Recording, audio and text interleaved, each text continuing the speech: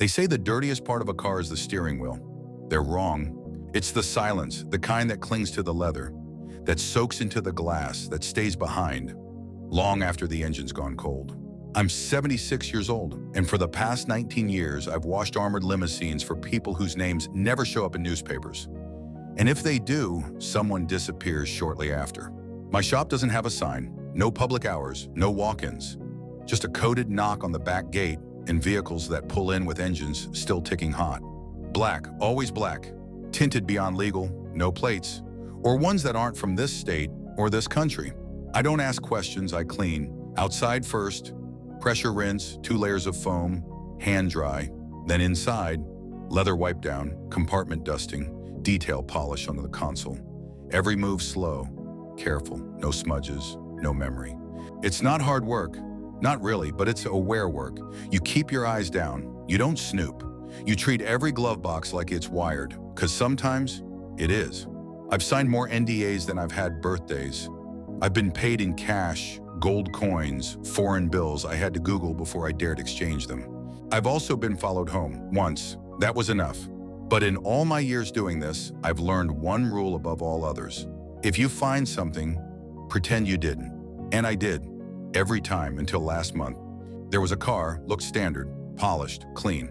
But in the back seat, wedged under the floor mat, was a small object. Heavy, smooth, wrapped in cloth stained dark at one end. I told myself to put it back, I really did. But my hands moved before I could think. And the moment I unwrapped it, I knew I'd made a mistake. Because the silence inside that limo shifted. Like something had noticed. I used to wash trucks, just regular trucks. Pickups, farm rigs, state vehicles covered in dust and old coffee. I was good, fast, careful, didn't talk too much, didn't overcharge. That's probably why he noticed me. Tall man, gray coat, no accent, but somehow every word felt like it had been rehearsed. Came in late one evening, didn't give a name, just said, "You ever clean security class vehicles?" I said, "No, sir." He nodded once and handed me an envelope. Inside, $400 cash and a key fob with no logo. "You start Thursday, work alone. Don't open compartments unless instructed. Keep what you see to yourself, and don't photograph anything." He walked off before I could answer. That was 15 years ago. Since then, I've worked with vehicles most people don't even know exist.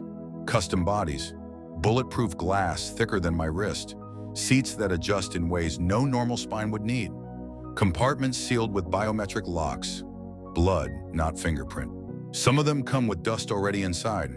Fine, white, like they've been driven through rooms no one's supposed to enter. The men who drop them off don't stay long. They stand beside the car, never looking at me. Their hands are always gloved, their watch is always black. They don't ask how I'm doing. They don't ask for receipts, they just say 1 hour and disappear. The cars themselves, you get used to strange things. Seats stained with what looks like oil, but smells like formaldehyde. Trunks that stay cold even in summer. Cigarette butts rolled in pages with writing I don't recognize. One time I found a medical mask with something stitched inside the fabric. I didn't open it, didn't want to know. Another time I vacuumed crushed petals out of the floor, sharp-edged, purple, and damp like they'd just bloomed inside the car. I've stopped asking questions.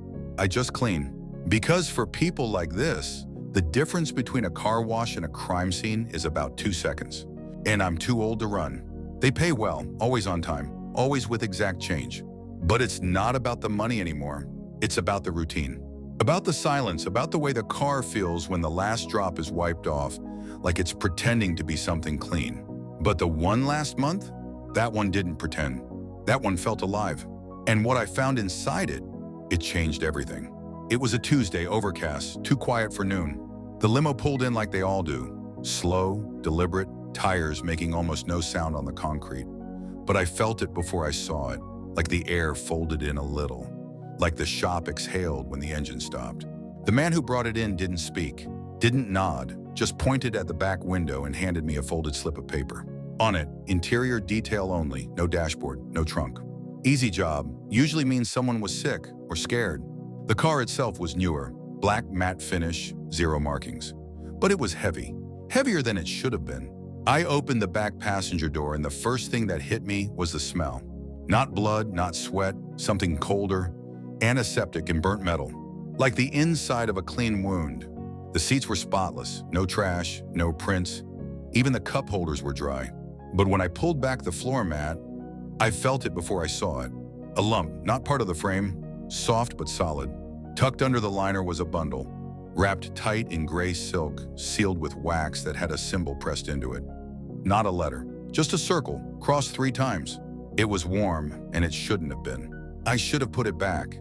I should have called it nothing. But my hands had already opened it before I could stop. Inside, a photo, old, black and white, folded in half.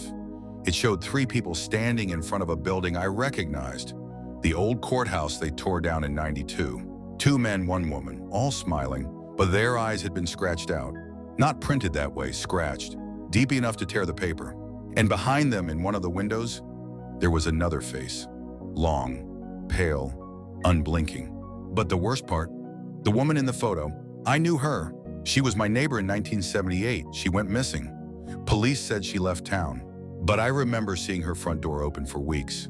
Groceries rotting on the steps. I never forgot her name, Annie. And there she was, smiling through time in the back of this limo. I sat there frozen, holding the photo like it might bite. Then my work light flickered, just once, and the silence changed, thicker, closer.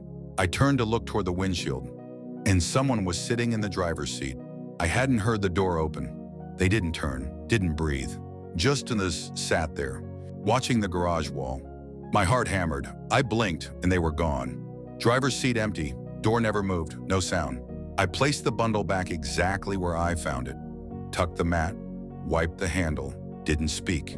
The man came back right on time, nodded once, drove away without looking at me. But as the taillights disappeared, I realized I'd forgotten something. The photo, still in my back pocket. I should have burned the photo. First night I brought it home, I left it on the counter, planning to. I searched everywhere, trash, sink, pockets, even under the fridge. Nothing. Then that evening, when I opened the glove box of another limo, there it was. Same photo, same scratches over the eyes, same window in the background with that face. Only this time the scratches were deeper, ripped through the paper like claws. And the building behind them? It looked newer, less weathered, almost like the picture was changing or being rewound. I kept it with me after that. Not because I wanted to, because I had to. Because every time I tried to get rid of it, it came back. Folded inside a glove, tucked beneath the seatbelt. Once, resting gently on my pillow when I returned from work. That's when the dream started. At first, just flashes, a hallway, a red light blinking overhead, a voice on an intercom saying words I couldn't understand, but still somehow felt. Then came the car. Always the same one, black, still running but no driver. In the dream, I'd open the back door, and someone would be sitting there, eyes scratched out, just like the photo. No words, just a slow turn of the head, and a hand pointing to the seat beside them. Ride. I never did, not yet. But each time I get a little closer. And lately, I've been finding things in the limos that weren't there before. Things that don't make sense. A wristwatch ticking backwards. A receipt for gas from a station that closed in 1985. A manila folder full of names I recognized. Friends, old co-workers, even my brother. All with red ink slashed through the dates beside them. No explanations. And no fingerprints on anything. I asked one of the drivers once. A younger guy, nervous hands, wouldn't look me in the eye. I said, "These cars, where do they go?" He said nothing for a long time. Then he whispered, "They don't take people to places. They take people out of them." I didn't ask again. But now when I see a limo pull into the lot, I feel my chest tighten. Because some of them, they come back. Same VIN numbers, same scratches, same faint smell, like wet ash and iron. But different passengers. Or no passengers at all, just a photo in the back seat, fresh, waiting. And now the one with Annie in it. Her face is fading, like the photo's almost done with her. And I think I know what that means. It's picking someone else. And this time, the scratches are starting to form over my eyes. I've washed over 1,000 vehicles in my life. Some caked in dirt, some dripping with champagne, some with smudges that look too much like fingerprints pressed in fear. But nothing stays with me like these cars. The black ones. The ones that hum when the engine's off. The ones that seem to arrive from nowhere and leave before the sun rises. I used to think I was invisible, Just an old man with a bucket and a steady hand. Useful, forgettable. But now I know I've been part of something, not by choice, not even by invitation, by exposure, by proximity. You spend enough time around things built to hide things, you start to become one of them. I've stopped talking to people, not because I'm afraid they won't believe me, because I'm afraid they will. I've gone through my record, what few I kept, invoices, notes, license plates that shouldn't exist. They're all blank now, faded, like someone went through and erased the evidence inside my life. And the photo? It's still with me, but it's changed again. Annie's face is gone now, so are the others. The background is gone too. Just the silhouette of a car, driver's side open, passenger door waiting, and in the reflection of the window, I see me. Not as I am now, not 76 and gray, but younger, sitting in the back, hands folded, eyes scratched out. Like the ride already happened, like I've already gone where they wanted me. I don't know what these vehicles carry. People, secrets, bodies, or something older, colder, something that doesn't have a name but needs movement. But I know this, they don't need roads, and they don't need permission. They just need someone to wipe the glass, to keep the mirrors clean, to open the door and look away. And I've done that for years. So now I wait. Because one night the knock will come, not on the gate, on the garage wall, from inside the car. And when it does, I don't think I'll say no. Because I already sat down once, I just forgot to remember. Last night I left the garage light on. Didn't mean to, but something told me I'd need it. At 2:41 a.m. I heard tires on gravel. Not loud, not fast, just deliberate. I didn't go outside, didn't look. I just sat in the dark, watching the light under the door. And for a moment, just a moment, I saw the shadow of a man, standing still. No knock, no words, just presence. When I opened the door this morning, the driveway was empty, but the ground was warm. And on the seat of the folding chair where I take my breaks was the photo. Perfect now, no scratches, no faces. Just a closed car door, and my name written neatly on the back. I've learned not to fight it. Some stories we live, others we're just cleaning around them. If you're still here listening, thank you, truly. I hope you never find yourself inside one of those cars. I hope the only thing you ever wipe from a window is dust. I wish you a quiet week, a body that moves the way you need it to, and the kind of peace that doesn't ask where you've been. If this story meant something to you, subscribe, leave a comment if you can. Sometimes it helps to say a name out loud, even if no one else remembers it.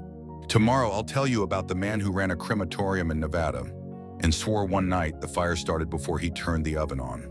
Until then, sleep well, and if you ever hear the engine running, but no one in the front seat, don't open the door. Some passengers never got out.